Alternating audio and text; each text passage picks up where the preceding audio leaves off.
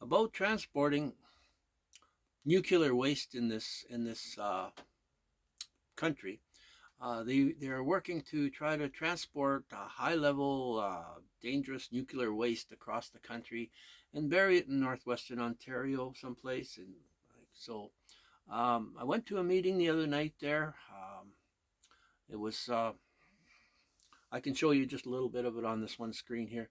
The lady kind of explains it. It was a great meeting. It was really good. I'll use some other little clips in this. This is the lady. I'll just play this video a little bit here for you. Hang on. Do I need the mic? Yeah.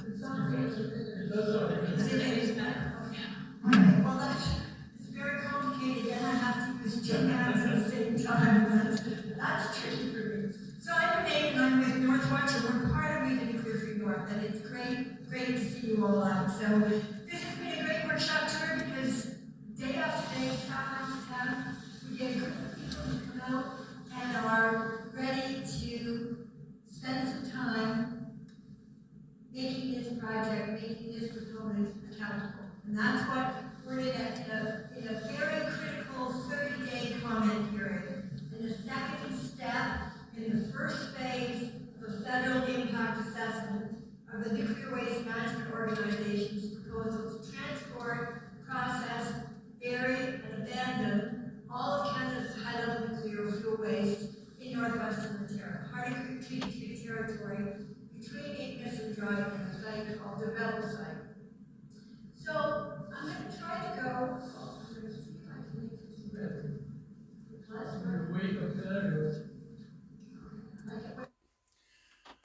Okay, that's but there's all kinds of bad, bad waste, dangerous stuff going down the highways at this time, and it's you know what? Lots of bad stuff can happen. My table's getting a little unstable here. A lot of bad stuff can happen. Like and the traffic is getting so heavy, and they're under such strict regulations. The truckers. I mean, in lots of cases, it's not really their fault. They're trying to keep up. They're trying to keep timelines. They got uh, uh, uh, traffic to deal with. They got weather to deal with. They got highway construction to deal with. They got all kinds of bad things, and they have to sleep so many hours if they have to move their truck while they're uh, because their time's up. They get penalized. There's so much regulation on them, and I have a friend that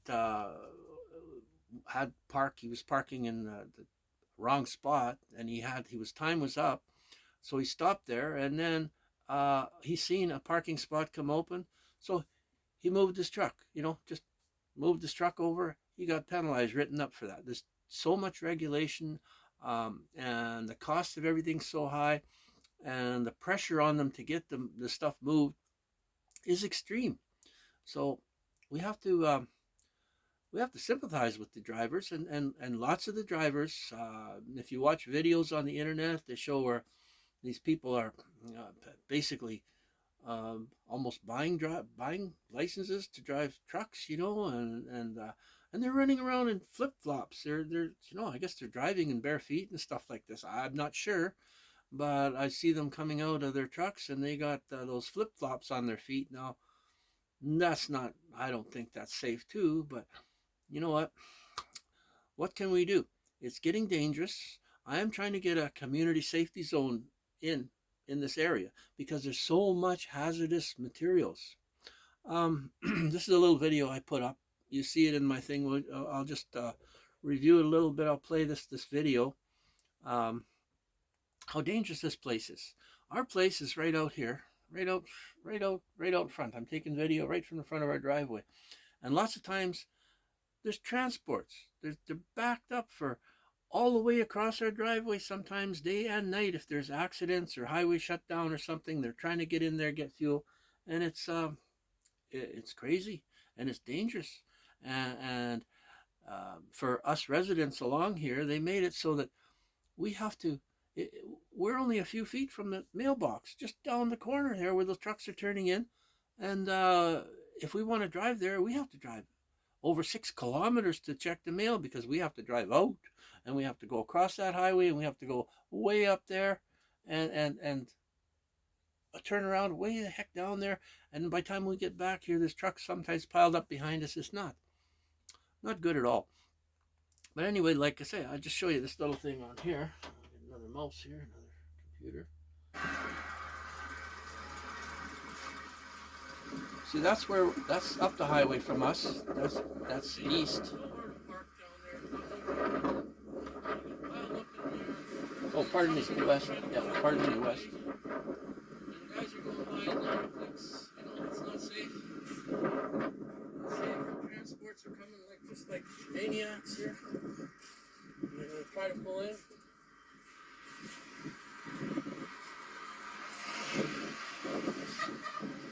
Pretty soon they block our driveway half the time. There we go. Slam on the brakes. Oh, see, he's trying to veer over. Oh, see, cut right in front of that truck. Holy crap. See how dangerous that is? And then they're flying along. Look at these guys flying along. Now he's going to go around. Like cutting off the trucks here. Like, holy crap. Look at that. I mean, this is dangerous, and gets worse than this, you know? I've seen it. I couldn't get in that truck stop yesterday for vehicles, and people are swinging by at 90 clicks, and guys will try to come out of that parking lot pretty soon. Horns blowing. See, look, you can't even get in there. That guy's going to try to turn in the other side of the truck stop. See, because he can't get in there. Yeah, you see, the guy couldn't get in, so he went up. He goes in the no turning lane, gets around there, and there's trucks all backed up, piled up in there. Sometimes so many that it's impossible to get in. And as for stuff, chemicals going down the highway, I'll see if I can find. Okay, I was asking chat. Okay. What dangerous chemicals are going down the highway? I will, let me see. Let me type this in. Okay, we're going to say, okay, what dangerous chemicals are being transported across Canada by rail or truck? Okay.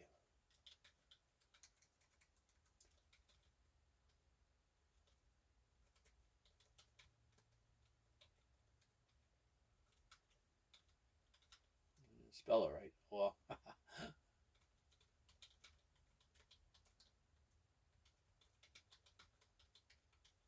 I'll just ask what dangerous chemicals are being transported in Canada. Okay, searching. Here we go. Here. Flammable liquids, gasoline, diesel fuel, crude oil, ethanol, paint thinners, acetone. These are among most common. Liquefied gases, propane, natural gas, chlorine, which can be very dangerous, oxygen, ammonia, hydrogen, so corrosive chemicals, sulfuric acid, hydraulic acid, sodium hydroxide, battery acid. These burn skin, damage lungs. Okay, toxic, poisonous substance, pesticides. Well, you know what? You can look it up. All these things, there's lots of them. Okay, pool chlorines, radioactive materials, uranium products, industrial radioactive sources, explosives, dynamite, mining explosive, fireworks, ammunition. You know, like there's all kinds of things going down that highway. And there's all kinds of places that accidents happen, you know? I mean, my goodness, head-on collisions. I witnessed or come across a truck there was it last year? Where one truck pulled over on the side of the road. I guess he had trouble. And another transport came in and he just whacked him right in there, you know, like just smashed right into the guy. The trailer, good thing it didn't have anything toxic on it. It was melons. But there's melons all over the road. Now, if you get two of these tanker trucks, or a tanker truck and a load of wood, ending up hitting head-on collision, or one whacking right into the back of one of those toxic trucks that have bad chemicals in, you got a bad problem. You can have big explosions. You can have gas that's gonna burn your lungs out. You get heavy chlorine leak, and you're in the and you're in the fume area. You're downwind of this thing. You're gonna burn your lungs out. You know, there's so much stuff, and what I'm trying to do, besides making awareness to these people that could be bearing this nuclear waste and walking away, and where they are putting it, planning on putting it in the ground. I guess the township agreed with this, but if that thing ever leaked underground, I mean, you know what? There's been so many places where mines have went in, and contaminated land, and just, you know, they're gone away. The places went out of business. There's no liabilities. There's no and for instance, I was born in a place called Lynn Lake back in the 50s, and it was a mining town. Gold and nickel and copper and all kinds of stuff and the tailings were just sort of put out there, and people were using tailings all over the place, and this stuff was blowing all over the place. And now so many health problems and stuff like that. Now the government is out there trying and trying and trying to clean it up. It is abandoned mine, and there's still people living there. Not a lot, but it's partially almost like a ghost town, partial ghost town. I looked into it, and they've been burning down houses because they were just abandoned and stuff. Nice places, but that's what can happen. Now, if they are allowed to put this stuff in the ground someplace and declare, oh, it's safe, and you know what? If that gets into the water table, the place that's going to allow this to be buried, their watershed, they're away from it. So what if it happened to this contamination started getting in water underground, especially? It can contaminate a lot, and nuclear radiation apparently is not like some kind of solvents or something where it'll dissipate or change, or it'll go into the system. Fish will get it, birds will get it, people will get it. Uh, it'll go, it goes into the water supply. We're in trouble, and it won't go away. That's the whole problem with that. But I am working on getting a community safety zone in here. If you look through my videos, I show how dangerous this is out here, and how they made it so, they divided the highway. Now, for us to get in, right where I'm standing in this thing here, if I'm trying to get into our driveway with the motorhome, I have to come way up there. I have to go way over on the left-hand lane. I have to go way over on this side in order to make a turn into our driveway, and I have to cross lanes. So I mean, it's just not safe in general. But walking along this highway is extremely dangerous. And to walk to our mailbox, I've been pushing for a community safety zone. The trucks are trying to get in and out of there. They're backed up. Guys are going along at 90 or 100. I lived here for almost, I guess, 20 years now, and I've seen people going down that highway. They had to be doing 100 mile an hour for sure. Just and what are you gonna do? Then you got transports where they can't get across this other lane there that's blocking up the other lanes, and transports are trying to get in. It's not safe. Now, I'm not asking for a lot. I know that the government doesn't want to bring speed limits down anywhere, but they bring it down in school zones. And you know what? School bus refused to stop out here. We had to walk our kids to the mailbox, to the truck stop, or drive them there. And we have kids here sometimes, quite often, and they're going to walk to the store. You can bicycle, and that lane is not open. See if I can find a little video here. Get on another.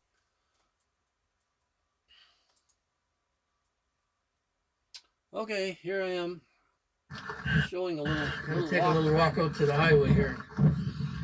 Show everybody how nice this is. See, trucks have to come up down there.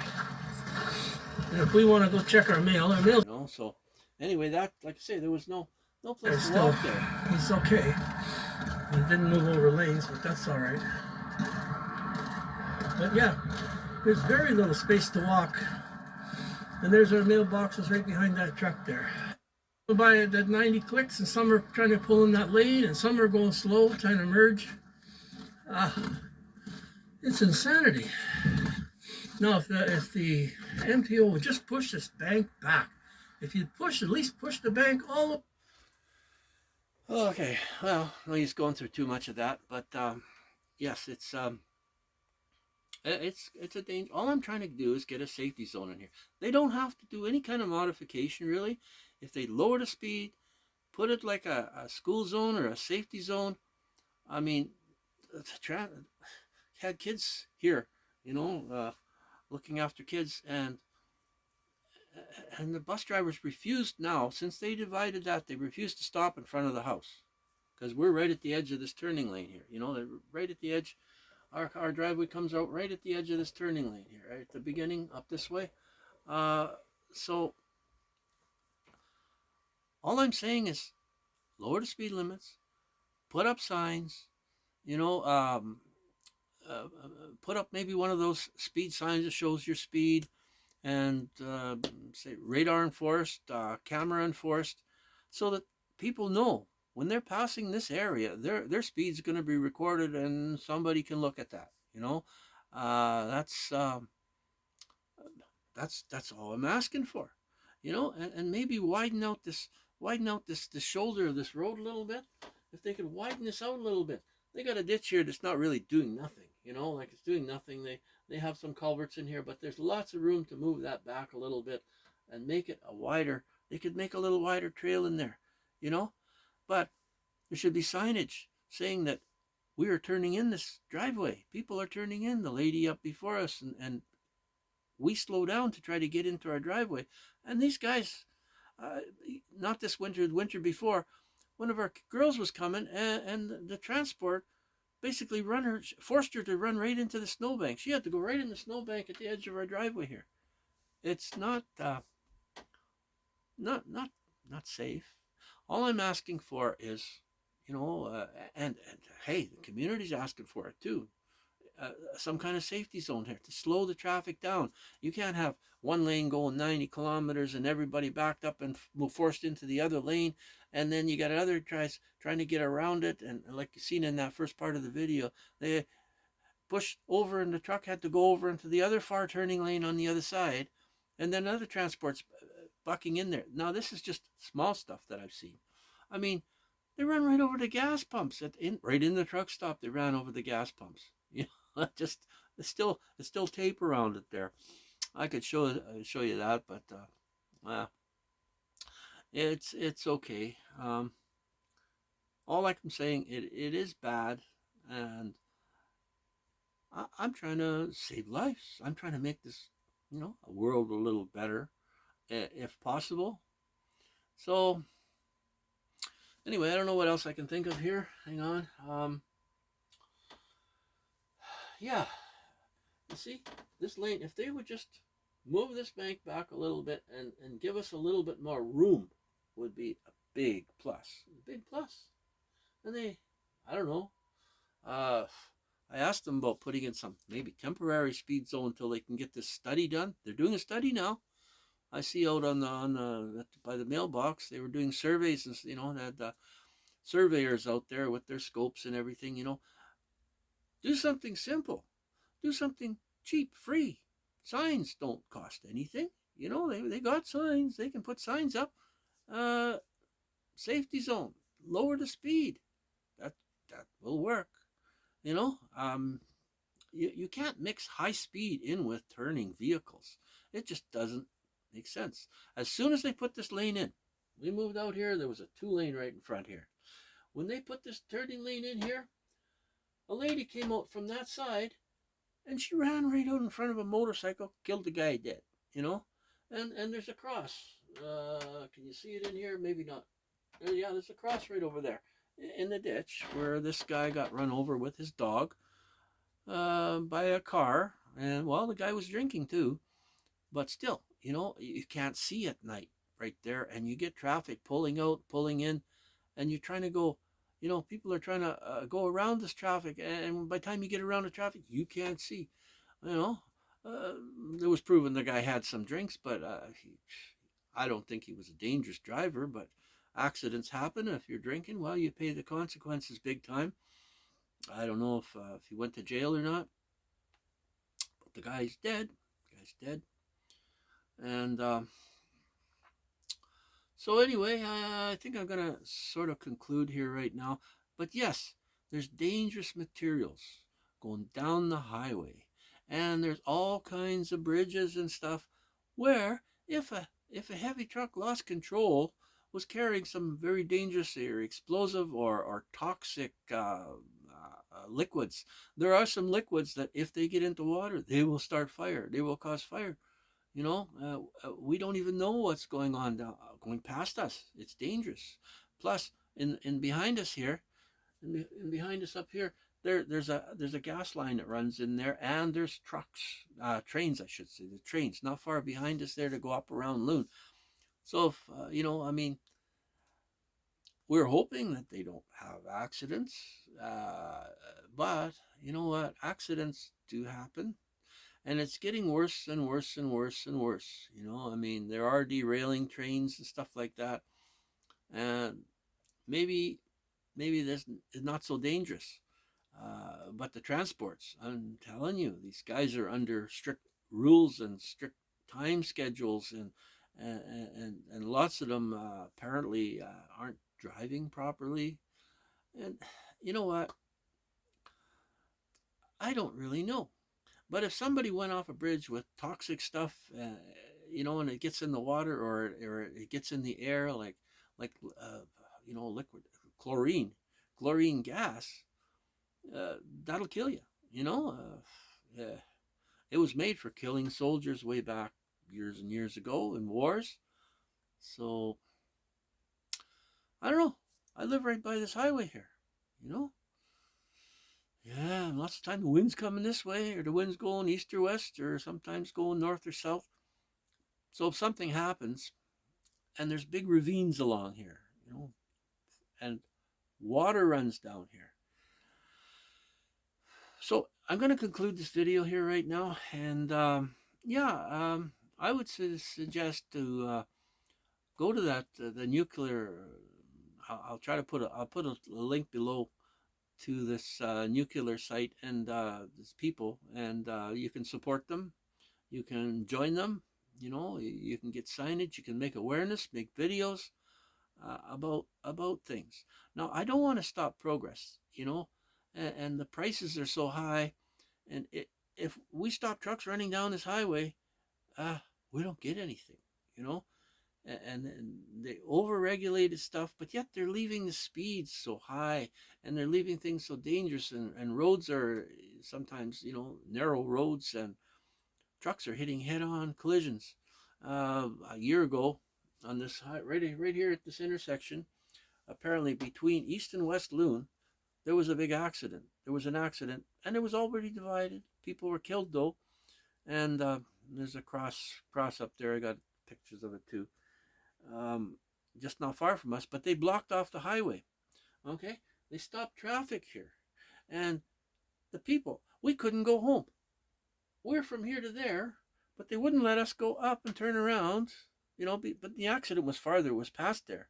They wouldn't let us go up, so we walked home. Sorry for having to continue this video a little bit more, but I am. And so we walked up here to our house, and so we went down, and we asked later, we asked them, how long will it be closed? This was at night, so we walked up this highway. We come up to our house, which is a few hundred feet away. Maybe, I don't know how many hundred feet it is exactly, not very far. And we came up to the, oops, what did I do here? I lost my screen. Anyway, it doesn't matter. Anyway, we walked up, and because we asked them, how long will it be closed? And they said, oh, probably a few hours. Okay, so we went home. About 2 o'clock in the morning, we said we better go check on the van again, and ask how long. So we walked down the highway, and there was OPP at the corner. And I said, so how long is it be? Oh, maybe another hour or so. Okay, we're going to walk back home. No, you can't walk on the highway. You can't walk on the highway. No, no, he said, you can't walk on the highway. The highway's closed down. He said, you can't even walk in the ditch or on the shoulder. We can't walk on the shoulder of the road. Really? Uh, so, so the wife says, well, we'll walk in the ditch. We'll walk on the other guy's property. Well, so we did. I mean, we're seniors now too. Not in too good a shape, so we had to fall through the ditches and the bush and walk through the other property. And the cop was shining his light on the road, on the shoulder, to make sure nobody was walking in the ditch. You know, but when they closed that highway down first, we came out of our driveway. We came out and we're coming towards our driveway, and we seen this lady marching up the shoulder along here. She was marching. They told her, I guess she couldn't go to home to Loon. And Loon, holy cow, Loon, the turnoff to Loon is like 3 kilometers up, and then you'd have to walk another 2 or 3 kilometers down to the houses, you know, when really there was nothing closed there, you know. So I did write a letter to the OPPs, and I did complain about it. Now I see, at least if there are vehicles that are going to be going home before the accident and it's not going to affect the accident, they let them go through now, finally. So I guess my little complaint did help. And but anyway, we walked through the bush, and we went home, you know. But really, that's not really right. You can see your house. I can see our house right from there to there, and they won't let you go to your house, you know. And can't drive on it, can't back up on it, can't go, can't do nothing. And I got to plow snow out there. And theoretically, you're not supposed to back up on a 4-lane divided highway that's got 90 kilometers. So I have to plow out here. I have to plow, and to plow, you have to back up. You can't just plow and stop. I have to back up. I have to go on the highway. So, and it's safer. It's still safer to do that than it is to get out there. I did it before with a snowblower. You're out there blowing snow, trying to get the snow blowing, and you're in storms sometimes, and you can't see anything, and you can't hear the transports coming. You can't hear the traffic because of this snow machine roaring away. That's not safe. So what I do all the time when I'm plowing is I have a spotter with me, or I make sure I got lots of lights flashing on the vehicle. I make darn good and sure there is nothing coming up that highway, and it's in and out, or it's off the shoulder and I'm pushing the snow up this way or back. I have to do what I have to do. It's just your property. I mean, and they trying to landlock you from your property. That's not really right. Say you can't walk home. This is not a controlled access highway. Like you get access highways where it says no bikes, no walking, no snow machines. This is not this. This is a one. There's no other way to get across this country. So they have to allow you to walk, hitchhike, or ride a bike, or whatever you have to do to get to where you want to go. So I don't know. It's 6 of one and half a dozen of the other. And like those transports were saying, I watched a whole video on rules of transports. I could probably find that in here. Oh God, I'd have to go through history. I have to go through history on this video on this channel over here. Let's see where I go. Okay, well, you know what? I'm gonna just there's you can find it if you go look. If you go look for the crazy rules that transports have to follow, they have to do some dangerous things in lots of parts of the country and across the states. They make like your transport's not allowed to go in a certain lane, but they have to go in a certain lane to get to their destination. So that they have to break rules. Just like, well, you know what? I have to plow my driveway. So if I'm breaking rules, I have to do what I have to do. And it would be so much simpler, so much simpler if we just could have a slower speed zone. That would make it a lot safer. A community like a school zone, this should be treated like a school zone here. I mean, a school zone, they say 50 kilometers. 50 kilometers. And 50 kilometers for half a kilometer, one direction and the other, approaching that truck stop, would not impede anything. It would make it a lot safer. Just a short distance. I mean, there. I'm sure the truckers would agree with this too. You know, for that short of a distance, it wouldn't take up their time. They'd be able to drive safer. You know, half a kilometer, that's not gonna impede your delivery time, and it's gonna stop accidents and stuff like this too. You know, like, I mean, speed kills. Speed kills. Anyway, you guys have a good day, and do something. Try to make your day a little bit better. Try to help something, however you can, um, and have a good day. That's all I can say. Thanks for watching.